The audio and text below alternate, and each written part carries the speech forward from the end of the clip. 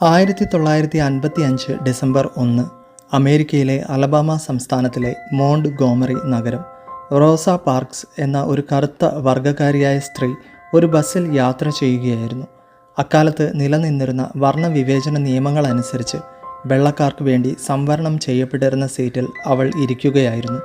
ബസ്സിൽ കൂടുതൽ വെള്ളക്കാർ കയറിയപ്പോൾ എഴുന്നേറ്റ് അവർക്ക് സീറ്റ് കൊടുക്കാൻ ഡ്രൈവർ റോസയോട് ആവശ്യപ്പെട്ടു. എന്നാൽ റോസ വിസമ്മതിച്ചു. അത് ഒരു ചെറിയ പ്രതിഷേധമായിരുന്നില്ല. അമേരിക്കയിലെ പൗരാവകാശ പ്രസ്ഥാനത്തിലെ ഒരു നിർണായക നിമിഷമായിരുന്നു അത്. റോസയുടെ ധീരമായ ഈ പ്രവൃത്തി മോണ്ട് ഗോമറി ബസ് ബഹിഷ്കരണത്തിന് തിരികൊളുത്തി. മാർട്ടിൻ ലൂതർ കിങ് ജൂനിയർ പോലുള്ള നേതാക്കൾ ഈ പ്രതിഷേധത്തിന് നേതൃത്വം നൽകി. കറുത്ത വർഗ്ഗക്കാർ മാസങ്ങളോളം ബസ്സുകൾ ബഹിഷ്കരിച്ചു.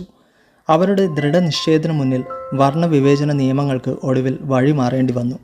റോസ പാർക്സ് ഒരു സാധാരണക്കാരിയായിരുന്നു. പക്ഷേ അവരുടെ ധീരമായ ഒരു പ്രവൃത്തി ചരിത്രത്തെ മാറ്റിമറിച്ചു.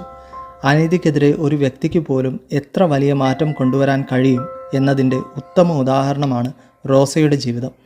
അവർ പൗരാവകാശ പ്രസ്ഥാനത്തിൻ്റെ അമ്മ എന്നറിയപ്പെടുന്നു.